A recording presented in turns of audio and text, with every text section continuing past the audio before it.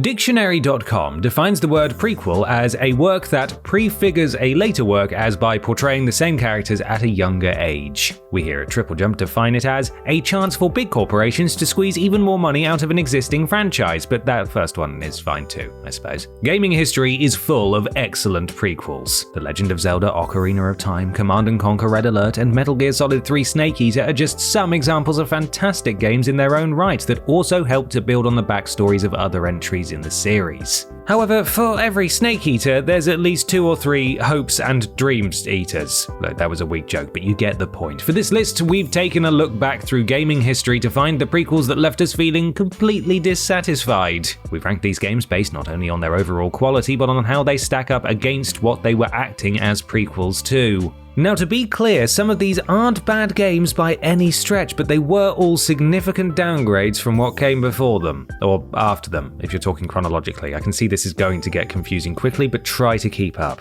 I'm Ben from TripleJump, and here are the 10 most disappointing video game prequels. Number 10. Batman Arkham Origins. 2013's Batman Arkham Origins was a bit like getting a B on your maths paper only to discover that your goody two-shoes older sibling got an A+, and they're captain of the football team, and they've just been accepted to a prestigious university. That is to say that it was pretty good, but not as good as what came before it. The third installment in Rocksteady's critically acclaimed Arkham series, Origins acts as a prequel to the first game in the franchise. Set 8 years before Arkham Asylum, Origins features a younger, less experienced Bruce Wayne who is forced to contend with the world's top assassins trying to kill him on the night before Christmas. And if that wasn't bad enough, he's also got the ghosts of Christmas past, present, and still to come to deal with. I'm just joking, they're not actually in there, although it's Batman, it wouldn't surprise me. Arkham Origins was praised for its story and vast open world, but players felt like it was just spinning its wheels, not really adding much to the series. The first 2 games in the Arkham franchise had been absolutely revolutionary, changing the action-adventure genre for good. They also both have average review scores in the 90s, whilst Origins only managed a respectable yet disappointing 76. Not bad, but it's never going to get into Oxbridge, is it?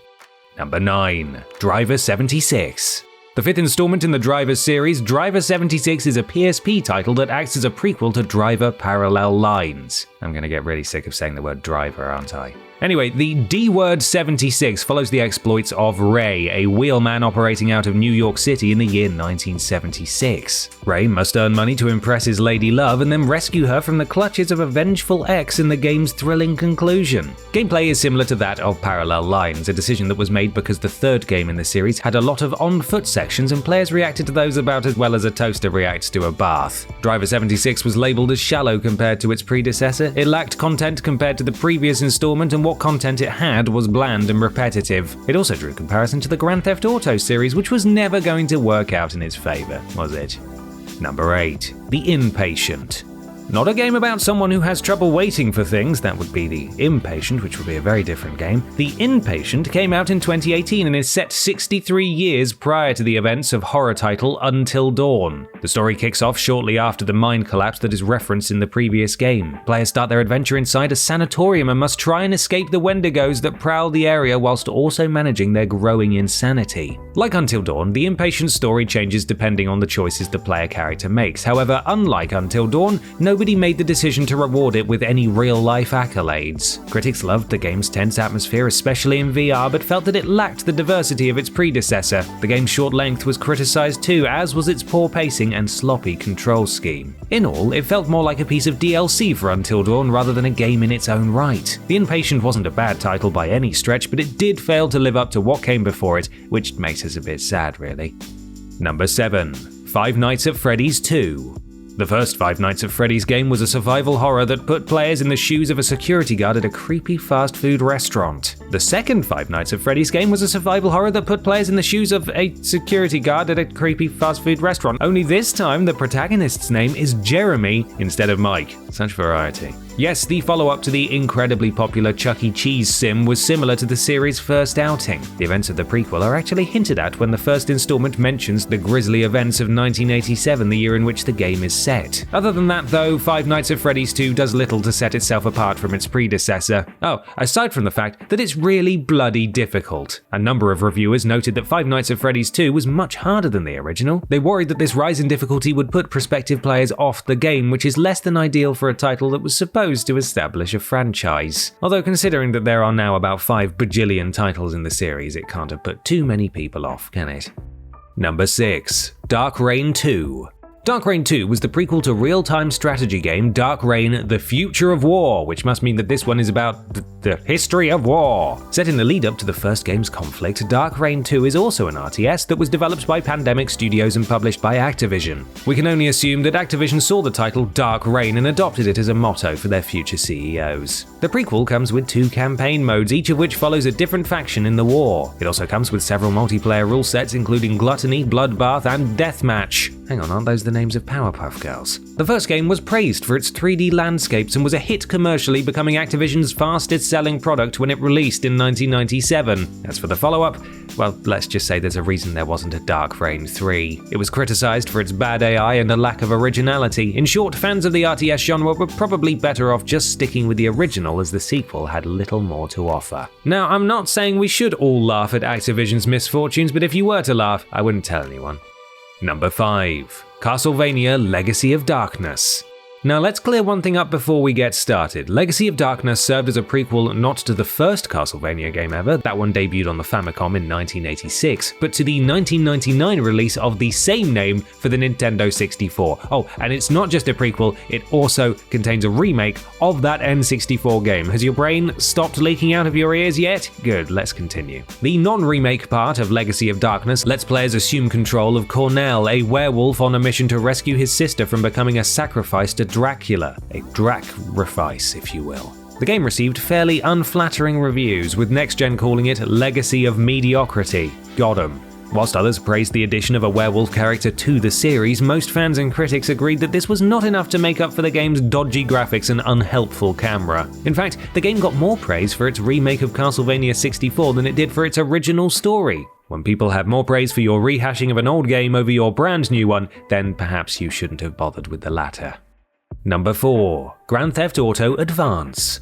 Grand Theft Auto 3 has received 2 prequels in its time. One is Liberty City Stories, an extremely well-reviewed game that sold more copies than any other in the history of PlayStation Portable. The other is Grand Theft Auto Advance, which came out in 2004 and is it's not Liberty City Stories, that's for sure. Set within the canon of the 3D GTA universe, Advance was a 2D adventure title for the Game Boy Advance, presented in the style of the first 2 Grand Theft Auto games, i.e. top-down rather than third-person. As a result of the limitations of the Game Boy Advance, a lot of what makes GTA so good was missing from the game. There were no animated cutscenes, no pedestrian dialogue, no changeable radio stations, and no shooting hundreds of pigeons for a pointless trophy. Outrageous! I'm sure you'll agree. Despite having a decent new story to play through, players were let down by the lack of features. The worst thing is that the game dropped on the exact same day that San Andreas came out for the PS2, so people instantly had something better to compare it to. Talk about shooting yourself in the foot, eh, Rockstar? Number 3. Sonic Boom: Rise of Lyric. Looks like we've got a bit of a wild card entry, don't tell Peter. The 3 Sonic Boom games serve as prequels not to any existing Sonic the Hedgehog video games, but rather to the Sonic Boom TV show. Rise of Lyric for the Wii U was released at the same time as Shattered Crystal for the 3DS, and it was so bad that it almost caused its developer, Big Red Button, to shut down. The game, in which Sonic and his pals do battle with an evil snake thing, was almost universally panned for a variety of reasons. It was riddled with bugs, including one that let you jump infinitely if you paused at the right time, and was also slated for its bad camera, poor level design, and broken platforming mechanics. It would go on to become both one of the worst reviewed and lowest selling games in the franchise's long history. Although not a prequel for another video game, Sonic Boom: Rise of Lyric did an awful job in advertising the cartoon and was so painfully bad that we just couldn't not include it on this list. Number 2. Fallout 76.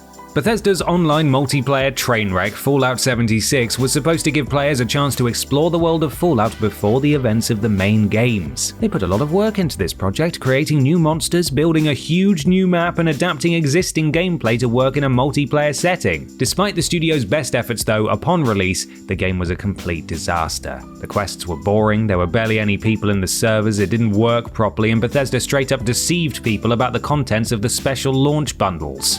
All in all, Fallout 76 was a wasteland in every sense of the word. The game's launch will go down in history as one of the worst ever, surpassed only by Cyberpunk 2077. All of its many failings are now notorious in the gaming community, and it has become a byword for something that promises so much and delivers so little. Now, let's never talk about it again. Okay, that was a lie. It's definitely going to come up at some point in the future. Apparently it's quite good now. Moving on.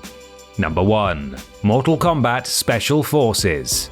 When it comes to hot messes of video games, they don't come any hotter or messier than 2000's Mortal Kombat Special Forces. The first 3D entry in the fighting game series, except it wasn't a traditional side-scrolling fighter, it was an action-adventure that looked more like Resident Evil, Special Forces acted as a prequel to the original Mortal Kombat. Players control Jax as he attempts to track down Kano, who has recently freed his Black Dragon gang from prison. Perhaps if they'd known that they were breaking out in order to become antagonists in one of the worst prequels in gaming history, though, they'd have happily stayed behind bars. Special Forces was absolutely savaged by critics upon its release. IGN called it dead on arrival in their review, and other publications lambasted the game's poor graphics, controls, story, and basically everything else that it had to offer. The game ended up being so bad because it was rushed following the departure of several Midway staff members in 1999. Still, that is no excuse for an entry in one of the biggest franchises of all time to end up so tedious, ugly, and just downright horrible. We're not angry, Mortal Kombat Special Forces, we're just disappointed.